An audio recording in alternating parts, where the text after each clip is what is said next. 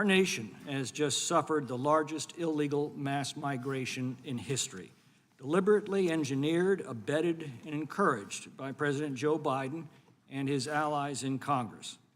For 4 years, the American people have endured the effect of this calculated lawlessness. Schools flooded with non-English speaking students, hospitals packed with illegals demanding free health care, Americans pushed out of homeless shelters to make room for illegals, an estimated $150 billion a year taken from struggling American families to pay for free food, free legal services, free transportation, free housing, free clothing, free cell phones for all of those who have broken into our country. Millions of American workers have been displaced, driving down wages and drying up opportunities for our own young people. The deadly fentanyl trade coming across our open border now claims the lives of tens of thousands of Americans every year. And worst of all, among these illegal migrants have come the most violent, dangerous, and malevolent criminals and criminal gangs in the world, while sanctuary laws and democratic jurisdictions protect them as they prey on innocent Americans. Every immigration-related agency in Biden's executive branch had a part in destroying the integrity of our immigration system.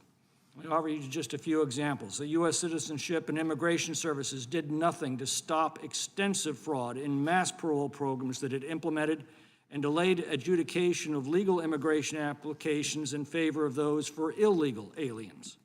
The State Department gave U.S. taxpayer money to non-governmental organizations to hire foreign nationals to tell other foreign nationals how to circumvent U.S. immigration laws.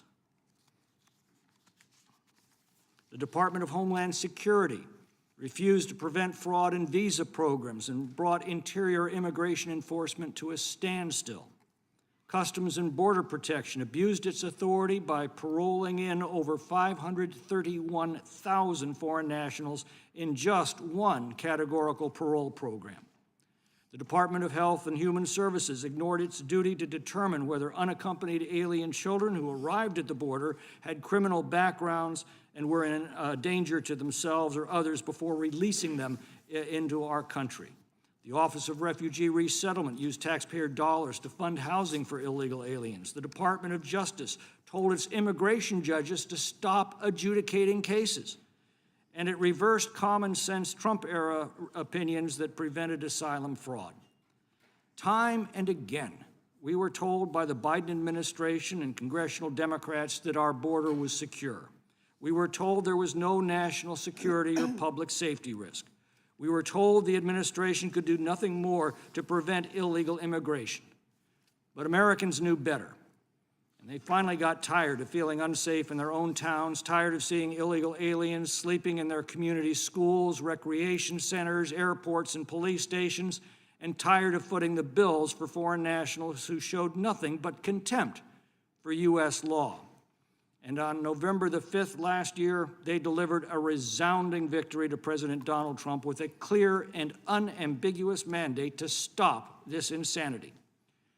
Yesterday, President Trump, within hours of returning to the presidency, issued 11 executive orders to once again secure our borders, recover our sovereignty, protect our people, and restore the rule of law. The wreckage of the Biden years will take many years to repair. Between the 6 million illegals deliberately trafficked into our country and another 2 million known gotaways who evaded an utterly overwhelmed Border Patrol, an illegal and unvetted population the size of the state of Washington has been ushered into our country. That population includes at least 99 terrorists that we know of, more than 1.4 million aliens who are right now defying court orders of removal, 7.6 million aliens on the ICE non-detained docket. President Trump's executive orders reinstate the successful Remain in Mexico program that had brought phony asylum claims to a trickle until Joe Biden abolished it on his first day in office. They revoke Biden's anti-enforcement executive orders and policies and make clear to the world that the only pathway into the United States is to obey our laws. And after the largest illegal mass migration in history, this administration must now undertake the largest repatriation operation in history. And I speak for every Republican on this committee, and I believe every Republican in this Congress, when I say we will stand behind him in this necessary work. This Congress must not only give President Trump the tools to restore our national sovereignty, but we must also enact laws so that a future Democratic president cannot once again throw our borders wide open. We need to reform our asylum laws to ensure that only legitimate claims will be honored. We must close the loopholes that allowed Biden to abuse the limited parole authority that Congress gave him.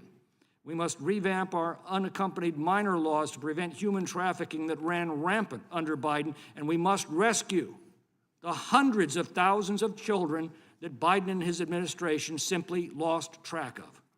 We must restore integrity to our temporary and permanent visa programs so that only those who are an asset to America can take advantage of them.